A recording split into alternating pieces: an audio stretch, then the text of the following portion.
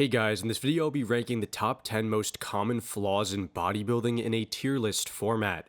These are the issues that can seriously affect how physique looks on stage, from structural problems to condition, insertions, and even posing related factors. The flaws I picked are the ones I think show up the most across the board and actually matter in terms of judging as well as when it comes to fan perception. Some of these can completely ruin a physique no matter how good the rest is, while others are minor but still worth talking about. S tier is going to be for physique killers in this tier list, flaws that are pretty much hard or very difficult to overcome. A tier is going to cover the major red flags, the ones that the judges usually would pick apart. B tier is for manageable weaknesses, I would say, and C tier is for more cosmetic, and finally D tier is for the nitpicks that barely affect anything, but are still somewhat noticeable. Now, before we do dive into it, I want to give a quick shout out to my partner, Old School Labs. If you guys are interested in high quality supplements, you can use my code JakeUltimate or check out the link in the description below. With that all being said, if you guys do enjoy these videos, a like and sub would be awesome. And without any further ado, let's get into this video. Before we start, I want to give an honorable mention to having a bad tan. This one almost made the list, but in the end I decided it was not quite influential enough to be included in the top 10. A bad tan does not directly affect the structure, size, or condition, but it can dull the visual impact of a physique under the stage lighting. Ramon Dino is a perfect example of this. At the 2024 Mr. Olympia, his tan started to run mid-show from sweating, I think, which left his upper body looking patchy, very uneven, and very messy. Then, just weeks later at the Olympia Brazil, his tan was too dark and dry, making his physique look flat under the lights even though his shape and detail were pretty good. A poor tan can definitely hurt presentation, but if the physique is strong enough, most judges will look past it. That's why I left it as an honorable mention. It's not a top tier flaw, but still worth pointing out. Let's start things off with one of the most talked about flaws in modern bodybuilding, the blocky, bloated, or just wide waist. Whether it's due to genetics, overdevelopment of the obliques, or just a lack of control during posing, a wide or distended midsection can really throw off the entire flow of a physique. It disrupts the V-taper, makes the midsection look heavy, and draws attention away from strengths like the arms, legs, or even just the entire physique like I said. Now, a good example is Jay Cutler. Structurally, his wide waist was not the most ideal, but he compensated with absolutely massive quads, broad shoulders, a wide back, and huge arms. The proportions obviously worked for him, even if the midsection itself was not the most ideal. Nick Walker is another great example of overcoming this genetic flaw. His waist is undeniably blocky, but his density, hardness, and muscle maturity are so extreme that he still commands top callouts and holds his own against more aesthetic competitors. Now, if we shift away from the wide waist to the bloated one, that's where the damage gets harder to recover from, in my opinion. A bloated midsection doesn't just look wide, it protrudes outwards, lacking control, and kills aesthetics in nearly every pose. Even someone like Phil Heath, who is one of the most genetically gifted bodybuilders of all time, caught major criticism for his midsection during his later years. And this was a 7-time Mr. Olympia, nicknamed The Gift, who still brought incredible muscle detail and development, yet the waist alone stole the spotlight in a completely negative way. You also have guys like Kai Green during his later years, or even Roly Winkler in several of his later showings. Despite the freaky size and crazy muscularity, the lack of core control diminished their physiques significantly, especially in the relaxed poses and the transitions. And then there are extreme cases like with, Big Lenny, of course, and Dave Palumbo, whose bloated midsections became so exaggerated that they completely destroyed the aesthetics of their physiques. Even more dramatic could be Greg Kovacs, who actually had a half-decent physique, yet it was completely ruined by that messed up waist. In these cases, the gut almost becomes the focal point on stage, and no amount of mass or condition can offset that kind of visual distraction. So overall, while a blocky waist is extremely difficult to work around, a few elite-level competitors have managed to overcome it with enough muscle and stage presence. But most of the time it drags a physique down and makes a lasting impression, and definitely not in a good way. That's why, in my opinion, I've placed it firmly into the A tier. It's a major red flag, but not always a deal breaker. You can definitely find success and overcome it. However, you do need to be extremely gifted and have everything else developed to a T. Next up, let's move to weak calves, one of the few flaws that tends to get overlooked in judging but still catches the eye of diehard fans. When a bodybuilder hits any pose and the calves are simply not there, it kind of breaks the illusion of lower body completeness. It might not ruin the physique, but it definitely takes something away from the overall balance. A good example of this in recent years would be a guy like Ian Valliere. He's got a massive set of quads, pretty good glutes, good back detail as well, and great condition, but when he hits a back pose, a front pose, really anything, you can't help but notice how flat the calves are in comparison. It doesn't kill his physique, but it stands out, especially against competitors with better balance.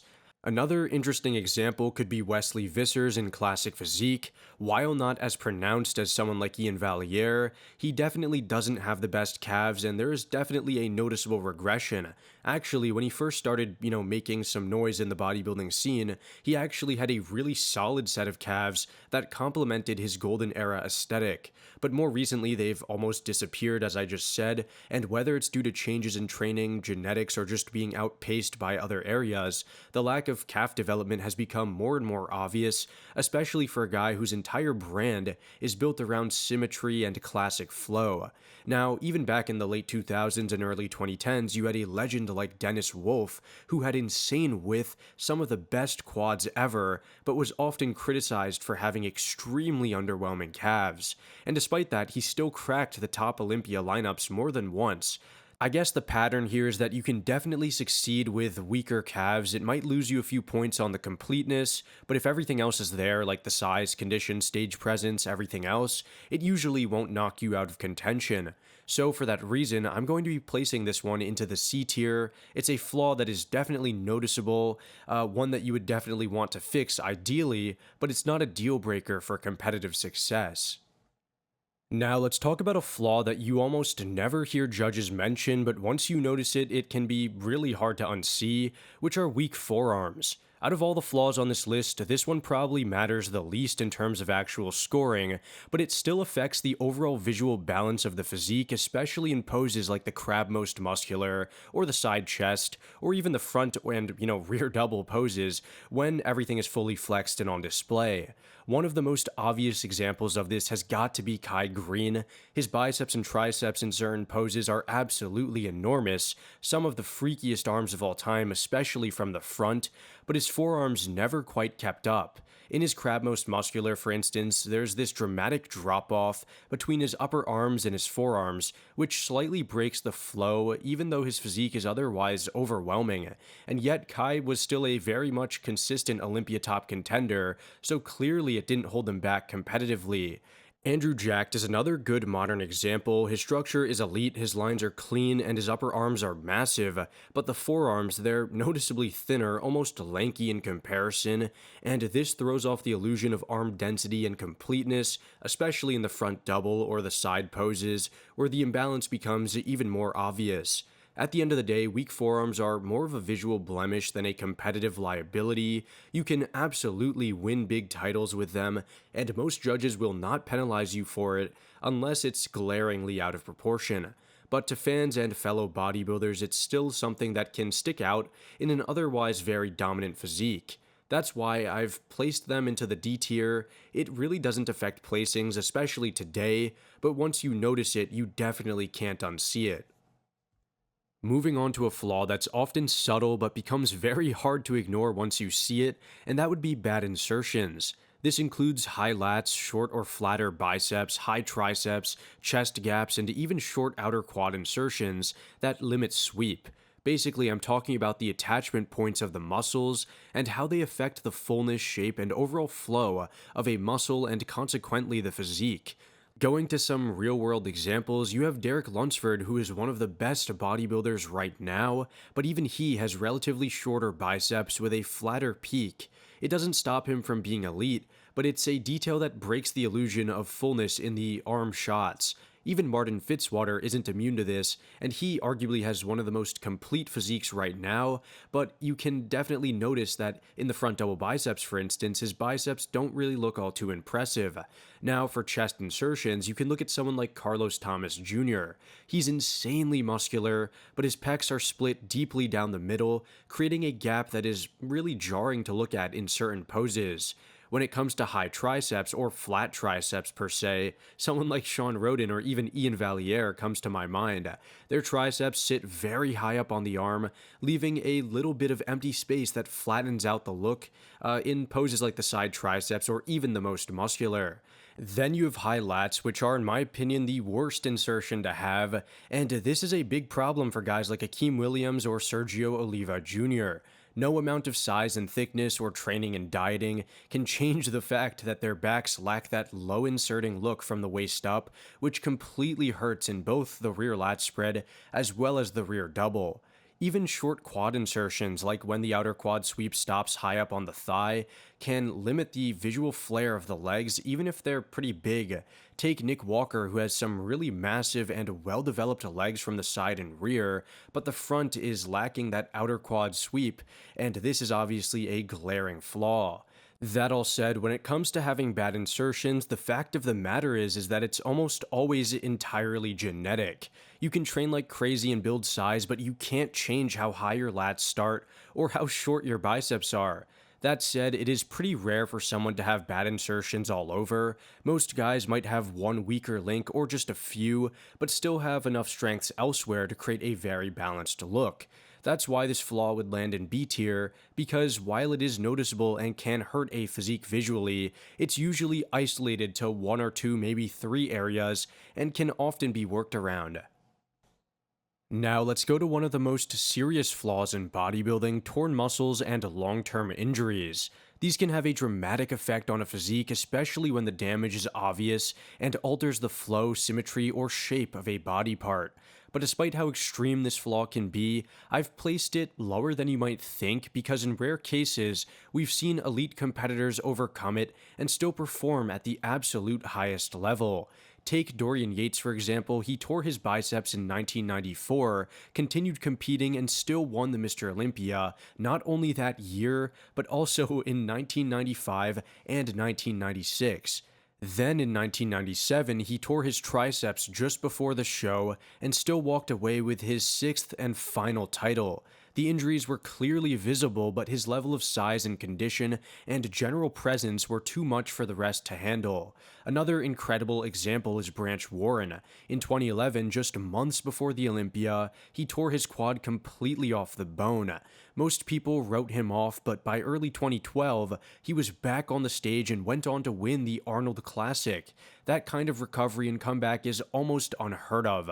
And then, of course, you have Kevin Levrone, who tore his chest in 1993, a type of injury that typically ends careers. But not only did he return, he went on to have, one of the most successful and respected careers in bodybuilding history, with multiple Olympia runner-ups and many, many pro wins. To be honest, though, these are rare exceptions. Most torn muscles do lasting damage that's impossible to hide. Charles Griffin is a good example. His torn chest dramatically affects his symmetry and throws off his physique even when he's in shape. It's extremely visible in the frontal poses and almost impossible to hide. Then there's Jean-Pierre Fuchs, who suffered one of the most horrific gym injuries ever, tearing both quads during a near 700-pound squat at a photo shoot. That injury essentially ended his career right as he was hitting his prime. His 1997 Olympia showing and his 1998 season were really solid, but the injury left that chapter forever unfinished. To be fair, his placings were already declining prior to the injury in 2002, but it basically sealed his fate. Then you have things like atrophy or nerve damage, such as when looking at Big Ramy's lower back regression, or when looking at Ronnie Coleman's left tricep atrophy from 2005 and onward. That said, while it is possible to overcome a torn muscle if the rest of the physique is very dominant, it's definitely not all that common, with most competitors ending up in a worse state than before. The vast majority of tears leave permanent imbalances, asymmetries, or visible damage that the judges simply cannot ignore. That's why I've placed this one into the A tier. It's a major setback and usually a physique altering one, but history has shown that with enough greatness, it can be overcome. Another major flaw that often flies under the radar until you look really closely is lacking muscle development or muscular imbalance. This isn't about insertions or structure, it's about disproportionate development, where one body part is clearly outpacing another. Whether it's an overpowering upper body and an underwhelming lower half, or the reverse, this kind of imbalance can really throw off the overall look of a physique. A perfect example is Horse MD. The guy has some of the freakiest legs in the sport right now, massive detailed quads and hamstrings, and great glutes as well, but when you compare that to his chest and especially his back, the upper body just does not match up. His lower half looks ready for the Mr. Olympia top 10, while his upper still has that pro qualifier feel in certain areas like the ones I mentioned. That kind of imbalance makes his physique look very bottom heavy and incomplete, and this is obviously something that he should work on. On the flip side, you have a guy like Behruz Tabani who brings a dense, very powerful upper body to the stage, but lacks the quad development to match. When he stands next to guys with more complete quads and sweeping legs, the difference becomes very obvious, especially in the front poses. Wesley Vissers is another great example worth mentioning. He has fantastic structural dominance and a very strong upper body with great arms, great shoulders, and a massive chest, and a great back as well, might I add, but his quads and hamstrings have just not caught up, and it creates a very top-heavy look that hurts his balance on stage.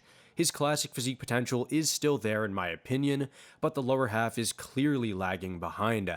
Then there's a guy like Nexzilla who almost looks cartoonishly bottom heavy. His legs are insane, maybe some of the best wheels on the planet right now, but his upper body, particularly the arms and chest, and maybe the back as well, just have not caught up to match the insane size he has downstairs. Another guy that I can think of that shares a similar story to Nexzilla would be Tom Platz, who had some of the best legs of all time, especially for his era, but his upper body just did not match up, of course. And this kind of imbalance obviously really stands out, even to casual fans, and they just think to themselves, why is there such an imbalance between the upper and lower bodies? The thing though about this all is that this flaw is not necessarily permanent. While some muscle imbalances are genetic or tied to insertions, many can be overcome through focused training and overall size progression. But until that happens, the lack of balance does limit how polished the overall physique is. That's why I've placed the muscle imbalances in B tier. They're not always fatal, but they're definitely noticeable and can hold the physique back from reaching its full potential. Alright, going to one of the most frustrating flaws in bodybuilding, and it's not a genetic weakness or a structural issue, but something that comes down to timing, precision, and strategy, and that is peaking incorrectly. Whether you come in too full or too flat, it can completely shift the perception of your physique on stage. When it happens at the top level, it can cost you the title as well. One of the clearest modern examples is James Hollingshead in my opinion. James has the size, the density, and a lot of potential, but time and time again we've seen him struggle to land that perfect peak. Sometimes he shows up too flat, and while that does bring in more detail, he loses the fullness and the visual impact. Other times he tries to push for fullness and ends up spilling over, which washes out the detail and takes away from that sharpness, especially in the midsection, might I add. Another great case is Phil Heath, specifically at the 2015 Mr. Olympia. At the prejudging, Phil came in noticeably flatter than normal, likely trying to streamline his waist to avoid midsection criticism. While that part of the plan worked and his waist was definitely tighter than the year prior, he lacked the signature fullness and 3D roundness that we saw from his 2013 or 2016 versions. He still won that show, but it wasn't his most dominant showing, even though I personally do prefer the more streamlined look. Then you have Phil's 2017 version, which swung the pendulum in the complete opposite direction. He came in very full, especially in the arms, back, and legs, but his midsection control and separation suffered in my opinion, and while the hernia did play a role, being that full certainly made it worse. I'm almost certain that playing the fullness game and trying to keep up with Big Ramy at that show was definitely the right move. However, it costed him when it came to that midsection, of course, and became a major talking point of the 2017 Mr. Olympia. But perhaps one of the best examples of a mistimed peak costing someone the entire show was Ronnie Coleman in 2006. That year, Ronnie came into the prejudging looking noticeably watery, his separation was blurred, his waist was definitely bloated, and he lacked that crisp detail that had defined his reign. By finals, he was significantly sharper, but the damage had already been done. Jay Cutler took advantage of the opportunity and finally dethroned him. And till this day, people still debate that show, saying that even with the off-peak, Ronnie could have still won. And this makes you think if he had peaked properly, there's a real chance he would have taken home a 9th Sandow. It's a perfect example of how costly a peaking error can be, even for the greatest of all time. At the end of the day, though, peaking too full or too flat doesn't mean your physique is bad, it just means it wasn't showcased at its best when it mattered the most. And at a pro level, that's often the difference between winning and losing.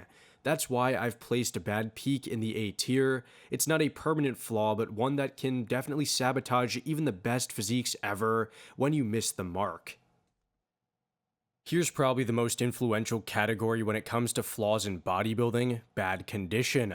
This is probably the most unforgiving out of all thus far. You can have incredible mass, great shape, wide shoulders, and all the muscle in the world, but if your physique is watery, soft, or lacks separation, all of that gets overshadowed.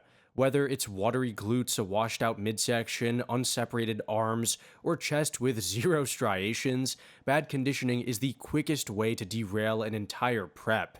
A perfect modern example of this would be in Carlos Thomas Jr. at the 2025 Arnold Classic, or just in the 2025 season in general. Carlos came in with huge expectations, tons of size, crazy roundness, and a lot of hype. Some were even speculating that he would be able to challenge Derek Lunsford, a former Mr. Olympia champion.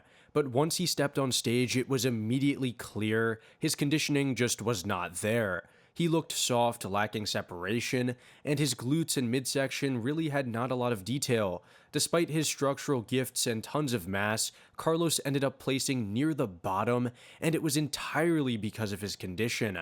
Another big example has got to be Jay Cutler in 2008. He was coming off of 2 Olympia wins, but had not nailed the sharpness needed to hold off a smaller, more aesthetic competitor like Dexter Jackson. While Jay had more size and width, his conditioning, particularly from behind, just was not at that Olympia caliber. Dexter, on the other hand, was shredded to the bone, and that was enough to dethrone Jay at the 2008 Mr. Olympia. One of the most telling cases of how devastating bad condition can be has got to be with Lee Priest at the 2003 Mr. Olympia. Just a year prior, in 2002, Lee placed 6th with a well-balanced, very dense, and detailed physique, proving that despite his shorter stature, he could hang with the best in the world. But in 2003, he showed up extremely watery and very underconditioned, and the result was a dramatic fall all the way down to 15th place. His muscle and proportions didn't really go anywhere, but the lack of sharpness completely killed his stage presence. It was one of the most blatant examples of how condition alone can tank a physique, no matter how genetically gifted or muscular you are. The bottom line is that there's no way to hide bad condition. You can't pose around it, you can't outmass it. When you're soft, and that's today's judging, and that definitely gets exposed fast. It affects every pose, every transition, and every comparison. For those reasons, I've placed bad conditioning into the S tier. It's the most damaging flaw on this list, because no matter how good everything else is, if your conditioning is off, your entire physique suffers. Now let's talk about one of the most unavoidable flaws in bodybuilding, and that's bad structure. This is not about condition or muscle mass, this is about your skeleton. Your bone structure completely sets the framework for your physique, and if you don't have a good one, it can throw off your proportions in a way that even incredible muscle cannot fully fix. One of the most common structural flaws has got to be narrow clavicles, which shorten your shoulder width and make it harder to create that wide, very dominant V-taper look. Even someone as complete and as gifted as Phil Heath was often criticized for having narrow clavicles. Despite his freaky round muscle bellies and three-dimensional look, his upper body width from the front was always a little bit limited. Flex Wheeler, as aesthetic as he was, had a similar issue. His clavicles were not especially wide, which slightly capped the visual impact of his frontal poses. A longer torso is another structural issue that disrupts flow, especially in the front double or the front lat spread. It gives the illusion of shorter legs and can completely throw off a physique's proportion. Nathan Diasha is a good example of this. His longer torso makes his lower body seem a little bit weird, and overall his proportions just get thrown off, even though he has a pretty good physique overall. Stubby limbs as well are another good thing to mention, as they can break symmetry and throw off the aesthetic balance in certain poses. Hadi Chupin is a good example of this, as he has shorter limbs when it comes to his arms and legs, and this can make him look kind of compact and stubby, which isn't necessarily the best thing. Nick Walker and even Derek Lunsford have shorter femurs, which can make their legs look a little bit blockier, particularly from the front when it comes to those quads. Another overlooked structural issue would be wide hips or a naturally thick waistline, which kills the illusion of a taper from the very beginning. This sort of coincides with the previous wide waist category, however, it can be due to a structural flaw, such as wide hips. That said, this flaw even affects the legends of the sport. For example, Arnold Schwarzenegger, as iconic as he was, had relatively wide hips. He made up for it with an insane chest, posing mastery, and great arms and just overall dominance, but structurally it was a flaw he had to manage carefully. The reason a bad structure is so damaging overall is because it doesn't go away. You can't out-train your bone structure, and even the best bodybuilders in the world have been held back just slightly because of it. At the highest level, where judges are splitting hairs, these things do obviously matter. That's why I've placed bad structure in S tier. It can be overcome by freakish muscle and great presentation, but it's always noticeable and never fully is out of sight. Also, having a bad structure can prevent, the majority of competitors from ever reaching a top level, or even completely dissuade, the average casual fan from ever even stepping on stage. So that's another thing to point out. Let's wrap things up with a flaw that's not about genetics, structure, or even condition. It's all about execution on stage, and that would be bad posing. While it might seem less important than size or shape, posing is the lens through which the judges and fans actually see the physique. And when it's done poorly, it can make even an elite level body look awkward or very much incomplete. The best example of this at the highest level in bodybuilding history has got to be Paul Dillette. This guy had a ridiculous physique, massive frame, freaky muscle bellies, and all the tools to be a top-tier competitor. But his posing was notoriously stiff and awkward. He had trouble flowing from pose to pose, and his mandatories always looked forced. With better posing, he could have presented his physique in a completely different light, and yet, even with that glaring flaw, he still managed to place as high as 4th at the Mr. Olympia, which speaks volumes to how impressive his structure and overall physique were. But it's hard not to wonder, what if he could pose? Another good example of this flaw is within Andrew Jacked, particularly in the side poses, like the side chest and side tricep. Andrew has one of the most beautiful structures in the sport, but his side shots often look uncomfortable and very much unnatural, which takes away from his flow and his completeness. It's not just about the muscle, it's about how he presents it, and he doesn't really do the best job at doing so. Even guys like Nick Walker and Phil Heath, who are elite in every sense, have had posing missteps. Take the front lat spread, for example. There have been shows where both of them struggled to open up properly or hit it in a way that flattered their frames. And if that's happening on a big stage, it definitely will stand out. The thing about posing is, it's an art, one that should evolve with the physique, and when someone fails to refine it, their weaknesses become more visible, and their strengths are less emphasized. But at the same time, if your physique is dominant enough, you can still win despite poor posing, which is why it's not the most severe flaw on this list. That's why I've placed bad posing into B tier. It's definitely noticeable and can hurt your placing, but it's also one of the few flaws that can be masked, at least for a while, by a truly elite physique. Anyways guys, that about does it for this video. Let me know in the comments down below on, what you thought about the video and things like that, as well as if there are any flaws that you would add to the list. With that all being said, I hope to see you guys all in the next one, and thanks for watching.